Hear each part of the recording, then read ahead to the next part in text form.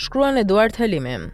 Vendimi 44/2024 i gjykatës kushtetuese vjen pas vendimit të saj të drejtë lidhur me Sky SC dhe Encrochat një vit më parë, si edhe pas veprimeve të diskutueshme të përgjithësimit të anëtarëve të kësaj gjykate nga SPAK, çështje që i kam analizuar vetë një vit më parë. Rasti në fjalë përmend gjithashtu se në telefonin e sekuestruar, objekti i këtij gjykimi, janë gjetur komunikime të një anëtari të gjykatës kushtetuese me familjar të ankueses, duke ngritur sërish çështjen e konfliktit të interesit dhe përjashtimit të gjyqtarit, i cili më parë kishte dhënë dorëheqje. Kjo ringres sërish diskutimin për proporcionalitetin, por edhe për presionin e mundshëm dhe për kompleksimin e palëve në proces. Është e rëndësishme të theksojmë paraprakisht se sekuestrimi i telefonit u bë ndaj një personi që nuk ishte nën hetim dhe pa praninë e avokatit. Ankuesja e dorëzoi telefonin me pëlqimin e saj dhe nënshkroi proces verbalin pa vërejtje. Tani le të shohim pikat kyçe të vendimit që kanë interes të madh për praktikën penale. Vendimi nuk ka efekt prapaveprues për raste të ngjashme sekuestrimesh apo hetimesh ku nuk është bërë ankim kushtetues më parë ose ku procesi është përfunduar. Ai ka fuqi vetëm për rastet e reja.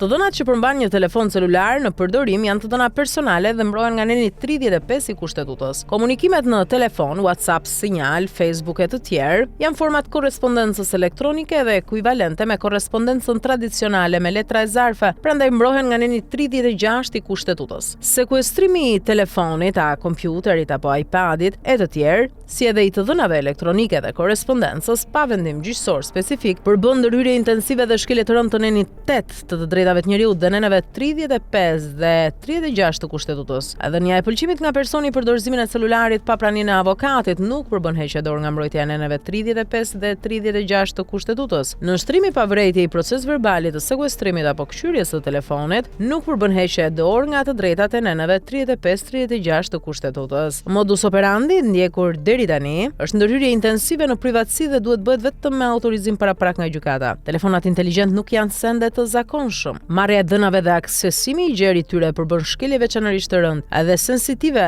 sipas gjykatës europiane për të drejtat e njerëzit dhe gjykatës kushtetuese të neneve 8 të drejtave të njerëzit dhe 35 e 36 në kushtetut. Marrja e telefonit nga OPG pa vendim paraprak gjyqësor nuk justifikon kopimin e dhënave. Procesi mëtejshëm duhet i nënshtrohet kontrollit gjyqësor. Edhe kur sekuestrimi ka autorizim paraprak nga gjykata, mënyra e kërkimit të përzgjedhjes së dhënave duhet i nënshtrohet kontrollit gjyqësor me kërkesë të prokurorit dhe vendim të gjykatës. Sekuestrimi dhe marrja e dhënave duhet të ndjek këto rregulla. Të bëhet në prani të individit dhe avokatit, të ndalohet bërja kopjeve pa vendim gjykate, të bëhet ndarja e dhënave që kanë rëndësi nga ato që gëzojnë mbrojtje ligjore të veçantë, çdo ndërhyrje të ketë kontroll real gjyqësor dhe të ndiqet parimi i minimizimit. Kopimi i të dhënave që nuk lidhen me hetimin se në rënd fshehtësinë e korrespondencës dhe nuk është proporcional. Këto të dhëna duhet ta zgjesohen edhe kur telefoni mbahet nën sekuestro për kohë të gjatë nga prokuroria. Ky vendim është një vendim drejtësie i balancuar, vendos ekuilibër mes interesit publik dhe të drejtave private. Nuk ka efekt prapaveprues, por shërben si udhërrëfyes i fortë për të ardhmen e drejtësisë penale dhe mbrojtjes së të drejtave të njerëzit në Shqipëri.